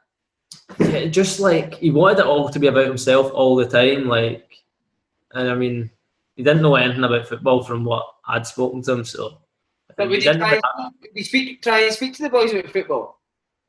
Not like sometimes, like before, like Wembley or whatever, he'd be speaking to us and like try to basically help us and give us insight on how we're going to win. And I'm like, you've never kicked the ball in your life. Do 10 keep-ups and then speak to me. Like, but yeah, like the club was just obviously the owners try to sell it now. I don't know if that's went through or not, but there was just a lot of uncertainty at the club. Like, so it was kind of hard to be successful. Is it tough to be around Sunderland when you're doing that well? Aye, it's like, I mean, the fans are like harsh, but they're obviously used to seeing their club playing in the Premier League or whatever. And yeah, like it was like tough. We weren't playing well as a team. Like obviously everything going on in the background like contributes to that. And yeah, it wasn't like the nicest place to be when you weren't doing well, but we nearly got away with it in the end with like the playoff final. But I mean, the team probably wouldn't have been ready to go up, I don't think anyway. They would have needed to like invest a lot. So I think it would have just been kind of papering over the cracks if we were to go up. It was losing the boy Madja, wasn't it? That was kind of the turning point when he went, he scored all the goals. I think Luke 09 cried himself to sleep when Madja left, didn't he? He would have. But see on Jack Ross, like, did the boys down there like him? Aye, they did. Like, everyone liked him. I've never really came across someone who hasn't liked him. Like, even the boys that don't play. But yeah, like, I don't know what the manager's like now, but I think they should have given him time, especially with everything going on at the club. Like, he was finally getting rid of maybe some of the higher earners and being able to, like, maybe build his own team, because when he was there, like, all the recruitment would have been done above his head, bar like 3 or 4 players maybe that he got a say on, I think. Yeah. You came on as an early sub in the playoff final against Charlton. How hard a result was that to take? 2-1 it was, wasn't it? Yeah, so that was actually a strange one. Like, me and Aidan had been playing like all the time, and then the week of the playoff final, like, you know, in training you get the feel like I'm not playing here, and like Aidan wasn't playing either. So Why is that? So we were speaking to each other going, why are we not playing here? Like, what's going on? But basically the idea was we weren't playing with wingers until, like, it was supposed to be until like the 60th minute. Or like at early second half, me and Aidan were going to come on. That was the plan apparently. But you know what it's like that's a massive game. How did Aidan take to that news? He would have been fuming. Like, we were both just like, what's going on? But I mean, Aidan was kind of nursing like an injury anyway, so it was what it was. But like, you know what it's like. Even if someone says, "Oh, you're coming on at this time," your head's gone. Like, yeah. Like Wembley, I was like, I must have played like a bag of shit the full week as soon as I found out. The night before the game, probably would have been like there wasn't a game the next day. The warm up, I was probably a bag of shit in as well, just because my head's gone. And probably being like young in that as well, like, I thought, I don't know, like, you always see like young boys, if they're not playing or whatever, you go in a mood and think that's going to help you. But to be fair, I warmed up terribly, done everything terrible, and then like 2 minutes, I don't know, it might have been 2 or 3 minutes into the game, Max Power got injured, and Jack Ross was like, "Oh, right, are you ready to go on?" And in my head, I was like, "No, I'm not. Like, I'm not ready." Like, so like that's probably my biggest regret of my time down there. Like, wasn't that I done it intentionally, but just like didn't deal well with being told I wasn't playing. And then the game itself, I mean, even if we'd won that, their first goal, the goalkeeper like lets the ball roll under his foot, goes in the net. Like, we wouldn't have scored like if we played 10 games that day. So it would have just papered over the cracks, I think. What was the dressing room like after that? It was probably the quietest it had been. No one even spoke, I don't think. I mean, Jack Ross didn't speak the whole bus journey back, nothing. It was just a weird ending to it all, because I got back off the bus, got in my car, drove to like my apartment, packed up my stuff and drove back to Scotland, and that was it. Like, it's a weird ending. What book did we read on the bus back? Jim Paradox, Slaney gave my lend it. Brilliant. Right, mate, when you were at Sunderland, Brendan Rodgers' departure was announced. What was your reaction when you heard? I mean, there'd always been whispers, hadn't there, about Leicester, so I mean, I just thought... Done that to you, Jack? Jack, but I mean, it was out there like that Leicester tried to get him before, but I just thought never would he have left at that time. But I think obviously teams in Leicester, teams in the Premier League have too much money to like wait about for a manager. You know what I mean? So if they wanted him, they were getting him then. See, when you were at Celtic, did you have the feeling that he was going to be there to try and get 10 in a row, or did you always think if the opportunity comes up, I think he would go? I mean, I thought he was going to stay just because I'm sure the opportunities were there, and he'd been staying up until that point. I mean, I'm sure after like going invincible and stuff, teams would have been interested, and especially with how successful he had been in England anyway. But I mean, yeah, it was a strange one, like just strange timing. But obviously, he's doing well at Leicester now, and Lennon's obviously doing well at Celtic. So it's just been kind of seamless, really. Is it true he speaks like 5 different languages? He speaks Spanish, and he was learning to speak French as well. Obviously, all the French boys. Yeah, like, so he would like deliver the session in English and then like pull like Christian Gamboa or Izagiri and do it in Spanish, like, so. No way. Serious. All our coaches out here in Miami are all Spanish, like, so all our sessions are just Spanish, Like, so can you understand what they're saying because of Rodgers? Because of Rodgers, no. I'm just trying to do as best I can, but like, yeah, he would always like on the bus. He'd be like learning Spanish or learning French, whatever. Like, just anything to get like a wee margin, really. What, like with the headphones on, he'd be sitting learning? He'd have like a notebook, like a French book or whatever, and like a notebook, and he would like write stuff down all the time. See, his meetings and that, was it all about like planning for failure? I've heard that. Yeah, like he would very like methodical and stuff. The way he would think, like, I mean, yeah, he was just like always calm, like thinking every possible outcome. Like he had everything worked out in his head. Like basically, before you played the game, he would convince you basically how the game was going to pan out. Or like he would say, if we go down to 10 men, this is what's going to happen, and this is where we're going to get out, and like don't worry about anything. And that he was like really impressive, to be fair. That's some top level shit, innit? Yeah. How did the other boys take it when he left? Were you in a WhatsApp group and that? Were the boys devastated? I don't remember it getting put in the WhatsApp at all, to be honest. Like, I think Brunei maybe put in like the day before, maybe, listen, like the gaffer's speaking to Leicester or whatever. Like, but at that point, I don't really think that the boys kind of managed themselves in a way as well, especially with Brunei. Like, you would never have the chance to like take your eye off the ball really with him. So, yeah, like there wasn't too much of, and I think obviously Lennon came in quick anyway, so it was a quick transition. It was as if nothing had even happened. Is it like having a second manager with Brunei there? Like, do you think you're going to be a good manager? Yeah, for sure. Like, he's every bit like the manager. Like on the pitch, like he is the manager. Like, and I think like Lennon gives him that like freedom to do that as well, and like police the boys and stuff. But yeah, when you've got someone like him playing, like, it is like having another manager, I'd say. What did you think when Lenny got the job? Obviously, you said that he tried to take you to Hibs before you went to Sunderland, so you must have been quite pleased when you heard. Yeah, I mean, it's like obviously he tried to get me to Hibs, and then I remember Stevie Mallon had messaged me like he loves wingers, whatever. Also, obviously love Martin Boyle and stuff. So it was like, I think you'll maybe get a chance.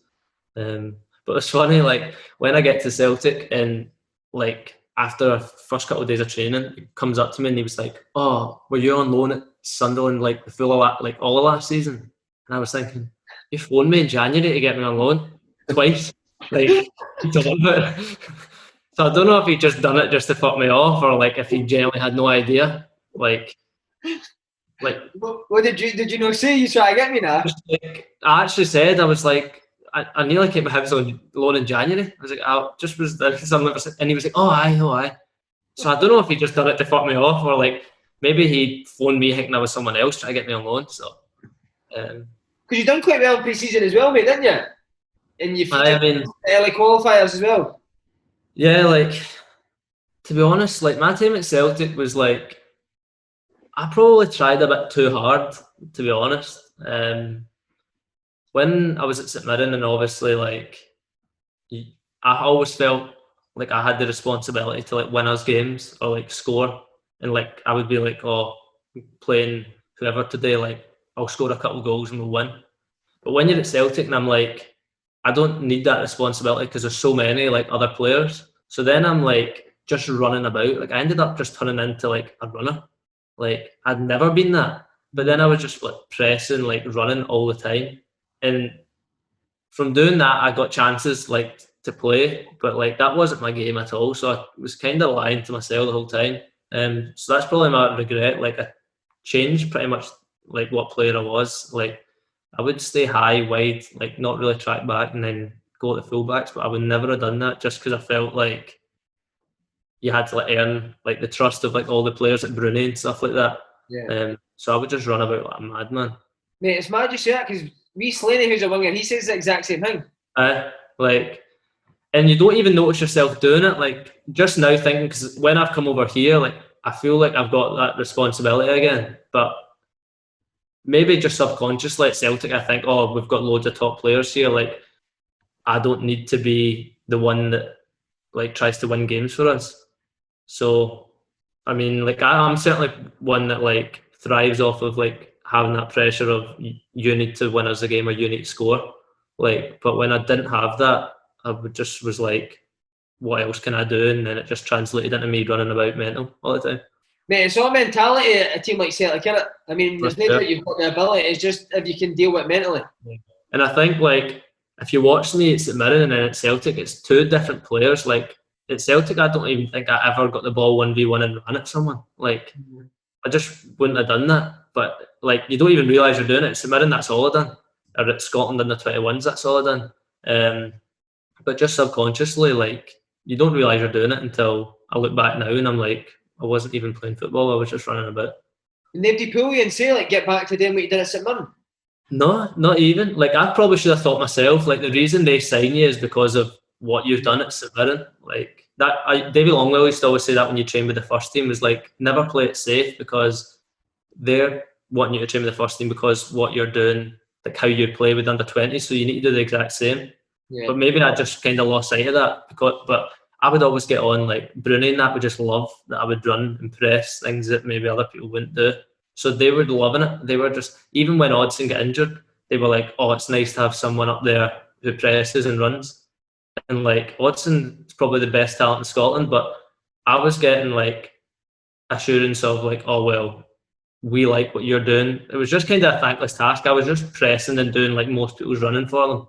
But that's not really why you play football. You don't play football to run about. So, the worst, isn't it, mate? Running about's the worst. What's the differences between Lenny and Brendan Rodgers? I mean, Lenny says himself that he's like, I'm not the best coach. He says that to the boys. It's like, I'm not the best coach, but he's so good at, like, motivating. Like, so, like, passionate, isn't he? Like, about Celtic. So, like, he's really good at, like, getting you up for the games and stuff. And then the coaching kind of takes care of itself anyway, because you've got, like, John Kennedy still there, and then Duffers when he was there. So they're two completely different people. Like, obviously Brendan's so calm, and Lenny's a bit more, like, can lose it. But even he's calmed down a little, to be fair. Did he ever need to lose it? Because obviously they were winning every game. So did Lenny ever need to lose it? No, like, I don't ever remember him losing it, to be honest. Like, which was surprising, because I just heard that he was like psycho.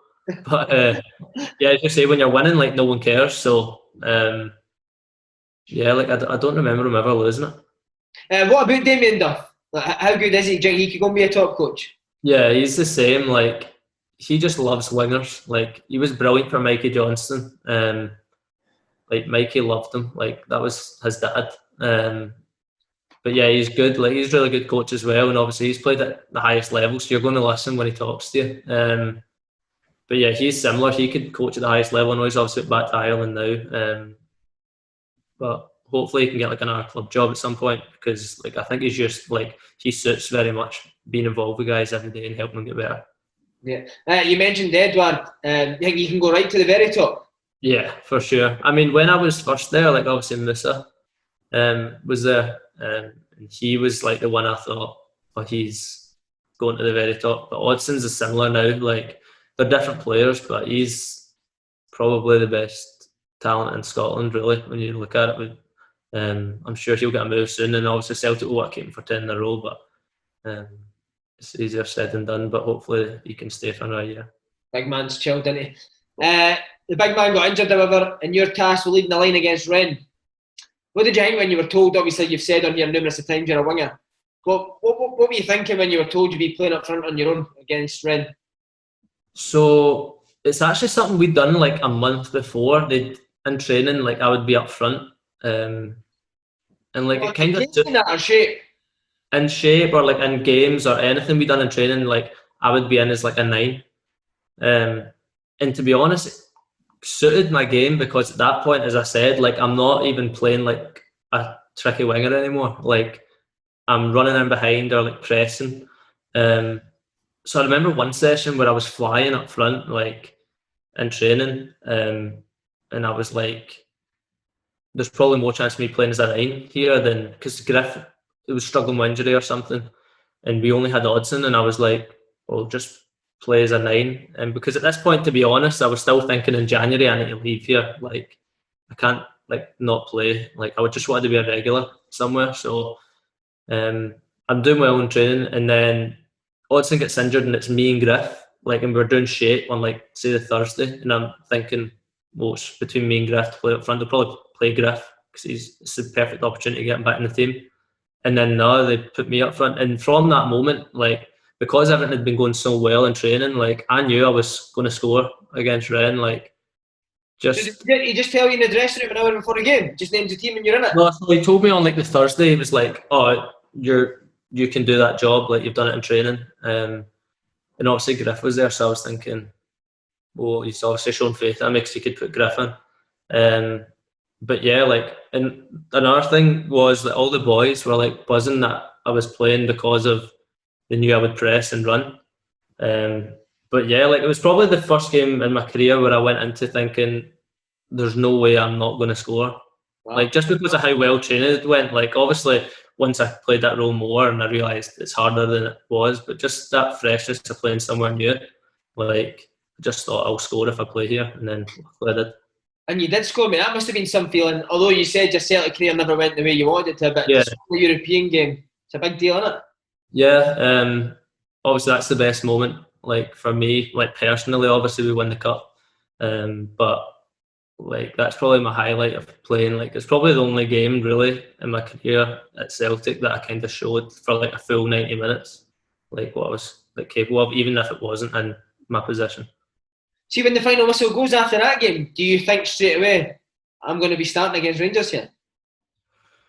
Well, there were still a couple of games, and I always thought Odson was going to be back fit for Rangers. And the thing is that he actually got back fit and trained the week of the Rangers game. And be honest, before you go on, are you wanting him to get back fit, or do you want him to miss out? No, selfish, I want him to miss out. Like, I don't want him to be injured. But, like, he got back fit and was training, and I was training, and we were, like, at that point I was playing up front and, like, was doing all right. Like, the novelty of me being a 9 had kind of worn off, and it wasn't like I'm going to score. Like, I was just running about, like, stolen motor. Aye, speedboat and no driver. So I'm just running about again. But as I say, like, it's helping the other boys because I'm pressing or whatever. And then yeah, it was just a straight, like, at that point Odson wasn't obviously fully fit, but he could have started. And on the day before the game, before our, like, meeting, Neil Lennon called me to his office and he was like, oh, you're playing up front tomorrow, which obviously Odson was fit to play, so I was like, all right, like, and then from there, like, I was also excited for the game. See on that, would Edward ever pull you and give you a couple of wee tips or pointers here and there? No. Yeah, like, he's too chilled out for any of that. Like, and so were you happy to be like, see, when you play in a game like that, do you know, I just wish I was playing in my preferred position? Yeah, I mean, at that point, as I said, like, I knew I was never going to be a number 9. Like, it was all right for what it was, like, getting back and playing, but I'm like, I wish I was not playing, because at that point El Yunusi was, like, injured as well. He played that final injured, yeah. And I was like, Odson could easily have played up front and I could have finally got a chance to play left wing. I never played left wing once when I was at Celtic, like, in my whole, I think maybe came on as a sub there once, but I'd signed as a left winger, never played there, which is probably another regret, but that's something that I didn't have any, like, control over. But yeah, I mean, I don't think I touched the ball in the final. Like, I don't think many of us did. I hate that. See, when you're a young player and you get asked to play for us, you want to be judged on where the position that you play. It's not fair, is it? No, I mean, at that point, obviously, you're just happy to play anywhere, but as you say, you're getting judged in a position that's not even your position. Like, and you're playing against, like, good players that have obviously been centre backs their whole career, and they're playing against a striker who's played there for 6 weeks. So, how was the build up to the game? A couple of hours before it, out for the warm up and that. Were you nervous for that? I don't even remember being nervous for that game. When I was at Celtic, I was never nervous. Like, I don't know why. But, like, going back to, like, my St Mirren debut, like, the difference between, like, when I came on for St Mirren and what, like, when you're shiting yourself when you're young to, like, when I came on for Celtic or whatever, like, it was completely different. I'm not sure if that's because, you know, you've got, like, guys at Brunei and that in the team. And probably because, you know, like, you're a good team, like, so there isn't as much pressure on you as an individual because there's 10 other guys that are helping out. So yeah, like I wasn't that nervous in the warm up or anything like that. I was just excited really. But then, as I said, like in the game, like I don't even think I touched the ball. I know. See in the game, like, how early on do you think like I'm not even getting a touch here, man? I mean, I think Frimpong got sent off, but it was a lot of long balls up to you. And like, what are you meant to do? Yeah, I mean, like especially not being like a 9, but we were like, in fairness to Rangers, they dominated that game, especially the first half. Like, even before the sending off, like I'm feeding off scraps, and it's hard. Like when you're just running, like pressing up there yourself, like, and then you're just knocking long balls up because we're struggling to get out. And then obviously, like that reflects on you. Like boys are obviously people will be thinking like take him off, but really, like it's not. That's not the only issue. That like it's tough to do something when you can't touch the ball. So, Forster was unbelievable, wasn't it? Amazing. Yeah, he's another one. Like I don't know how he wasn't playing at Southampton before he came up here. Like, is he fighting in training and that? Is he very good? Can't score. Like he's too big. Like his hands are like massive. Yeah, like he's like next level. He's top player. See, when Frimpong did get sent off, are you thinking we're beat here? Not really, just only because Fraser was in goal. Like, because of how well he'd been playing, I was like, and when Morelos was hitting the penalty, I was thinking, he's not scoring this. Like, no way. And yeah, it was like, he was the only reason we won that cup, because Rangers, like, in the balance of play, deserved to. Amazing. Describe the feeling when the final whistle went, mate, and you knew you'd won the cup with Celtic. Just relief, to be honest. Like, I mean, it's probably the first like cup I felt like I played a part in when I was there. But when the final whistle goes, you're still thinking like I didn't touch the ball today. Like selfishly, like really? Are you still thinking about that? Eh? Yeah, I'm still thinking about that. Like maybe that's just how I am, but I'm just like didn't even touch the ball. Like why am I even celebrating this? Like really, a massive achievement for the club. Like and we were just lucky we had Fraser on the day, but yeah, I mean. It was obviously my first final that I'd played in, started in and won, so that's something I'll always like remember. But I just wish like I was able to impact the game more, really. See, just on Frimpong, he got sent off, as we said. I spoke to a few boys that are in at Celtic, and they say that he's top class. Would you go along with that? He's another one. I'm not sure. Like he's exactly what Man City would want in the fullback, so I'm not sure how Celtic have managed to get him, but very quickly within like he came up trained, and like within like the first couple of weeks, I remember Cal and Bruni after training saying one day like he has to play, like I think they told the coaches like he has to play, like because he's so quick, like he was in. Bruni doesn't say that about a lot of young kids, mate. No. So when he said it, obviously that carries a lot of weight, and I think the coaches just listened and then not looked back since. What's he like as a guy? He seems like a great kid. Yeah, he's great. Like, just like that's what he is. He's just like a great kid. He's just like so young, so much energy, like so happy all the time. And like you always see him like on social media and that, and it's not even an act. Like that's just how he is. Happy go lucky. Do you still keep in contact with anything? I do. Like I speak to like Brian Christie and Scott Bain and stuff. I grew up like next to Greg Taylor as well, so I'm quite close to like a few of the boys. So yeah, like I enjoyed my time there. Obviously, I wish like on a personal level, like I could have done better, but like there's no point in even thinking about that now because it's done. So because you're sitting in the sun, young man. No point thinking about it now. But you were making progress with Celtic. Could you say played a few games? Lenny seemed to kind of like you. It was a bit of a surprise when your exit was announced. Yeah, so it was one of those ones. That is the lure of ex-Tommy, isn't it? Yeah, so I'd heard about it like November time. I'd actually heard about it just before the Rennes game, and then I've scored against Rennes, and I remember in Miami like phoning my agent and being like, "Is this going to be able to happen? Because if he's back playing that." But to be honest, as I said, like even though I was back playing and playing up front, I still wanted to leave because Odson's waiting there. Like, as I touched on earlier, he's like probably one of the best players in the country. Like, you're not going to keep him out of the team. So I'm thinking eventually this is going to come to an end, me playing up front, and then I've not ever played out wide for this club really. So Can I just ask you there, why did you never go and say, why am I not playing it wide? Do you regret not going to see somebody about that? I'd done it to. I'd asked before, like Rodgers, like, can I play on the left? Because I feel like everyone thinks obviously left wing and right wing can just interchange, but like it's completely different when like you would never just switch a left back and right back. I know it's a bit different, but like it's two different positions. It's true. You're right. So I would either play right wing or I'd be playing up front or number 10 or whatever, but never left wing for some reason. And I would ask like when Rodgers was there, but I mean I can't even remember what answer I would have got. But yeah, like he's spoken Spanish. Yeah, he just spoke Spanish and probably told me fuck off. Like, but yeah, like honestly, see at that point, it wasn't I'd given up. Like I've like in training every day. Like as I said, I just turned into like I worked so hard. Like I probably worked too hard in training and always done extra.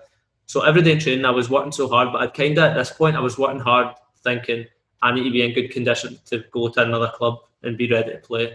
Because at this point, I was like, I can't see unless something drastic changes. I can't see me like ever playing here in the position I want to play in. But Lennon wanted to keep me there, and I was he wanted to keep me there. He wanted me to be like a squad player, and I just told him I can't be a squad player. Like I don't want to.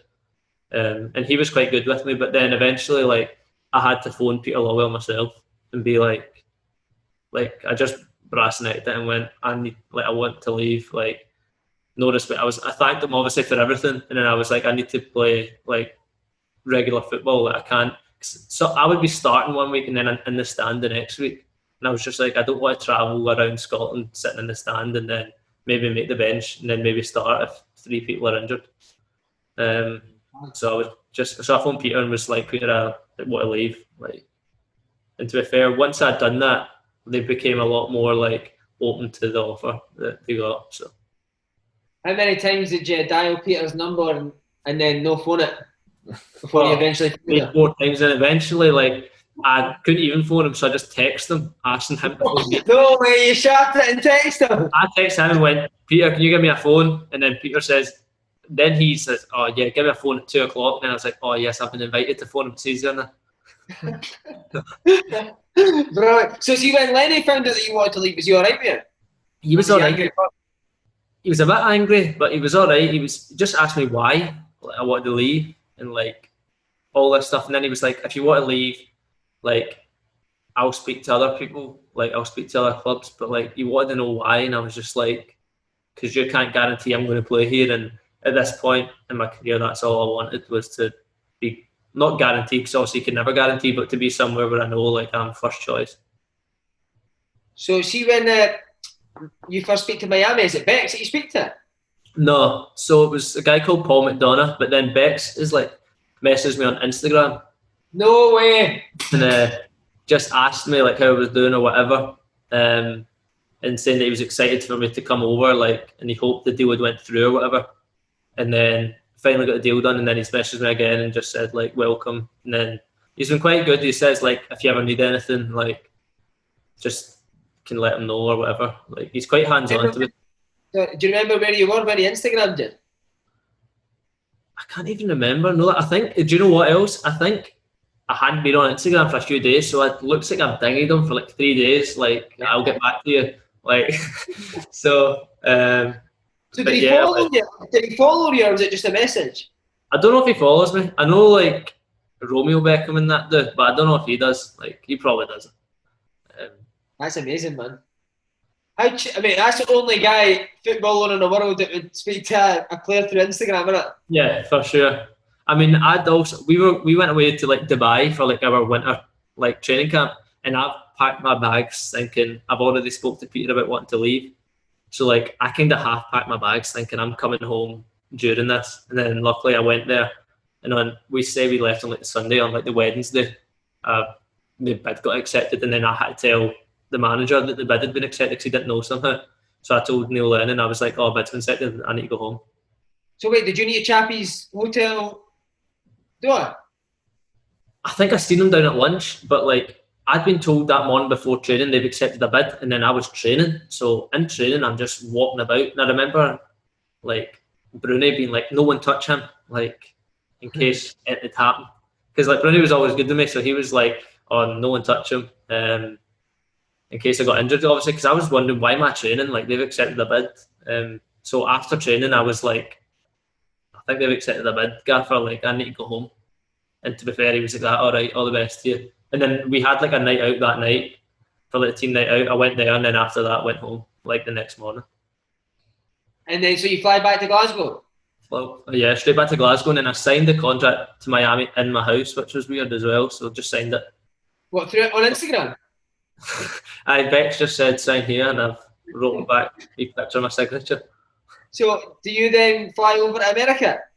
No, so it was so messy. Like the original plan was they wanted it done for me to fly over, see all the facilities, and then fly back.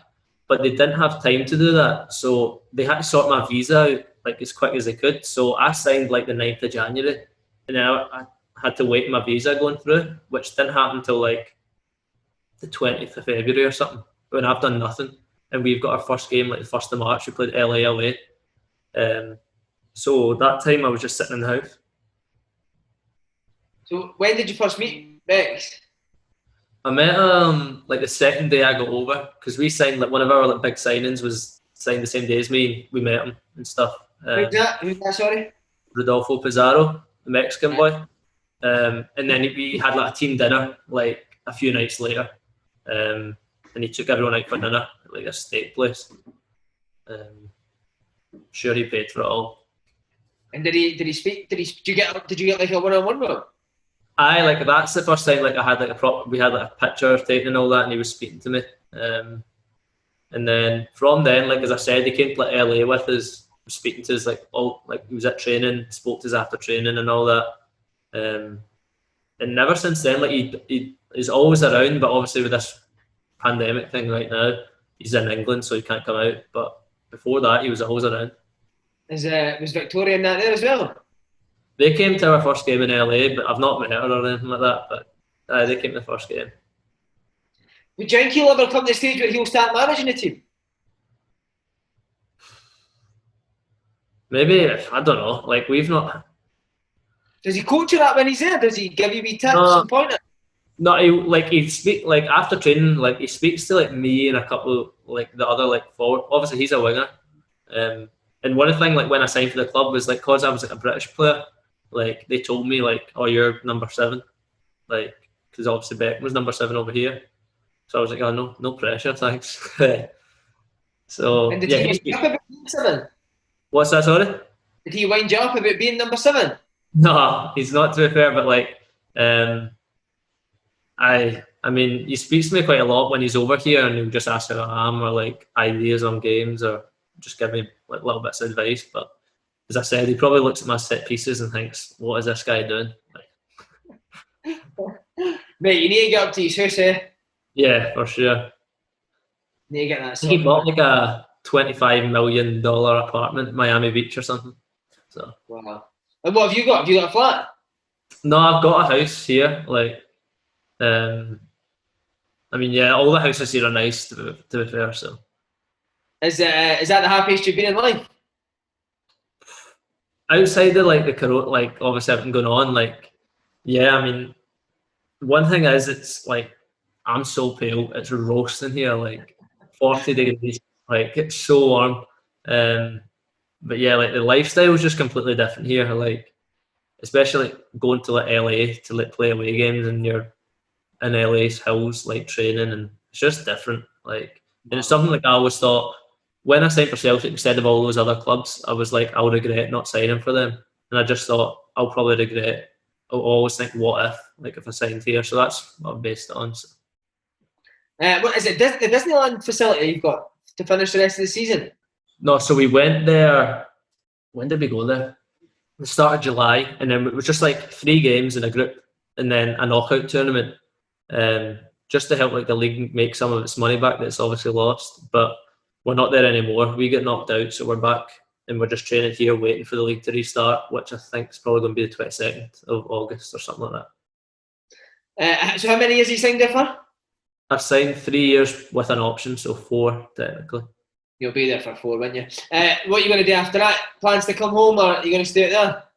I mean, the plan was to come home. Like, the club want to sign like younger players, like develop them and then sell them. The guy in charge of the recruitment was at like Atlanta, and he got like Miguel Almiron, and he just wants to sign young players and then sell them. So when we actually spoke about coming here, his goal was to come here, do well, and then hopefully sell me for like a profit. But yeah, like, I definitely would want to come back to the UK or Europe at some point. It would just have to be the right place. Obviously, out here, like with the league growing, like, I never know what's going to happen. I could, like Johnny Russell, I spoke to him before I came out. He loves it. Like, I can't see him coming back, so I'll just have to see how it goes, really. Brilliant. Lewis, thanks very much, mate. Top man. Thanks for having me on, Si.